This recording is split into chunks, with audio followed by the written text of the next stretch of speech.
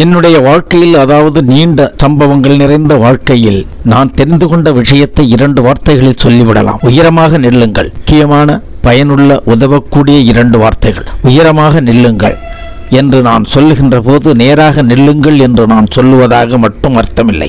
நேராக நிற்பதும் அவசியம்தான்.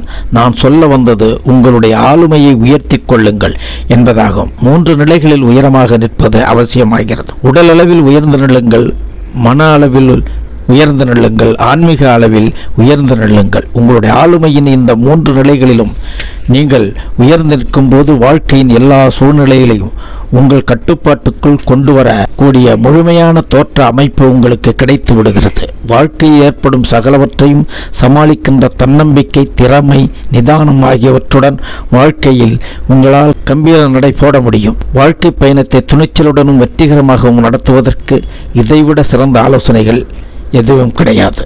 நன்றி நண்பர்களே. சப்ஸ்கிரைப் பண்ணுங்க, லைக் பண்ணுங்க, ஷேர் பண்ணுங்க.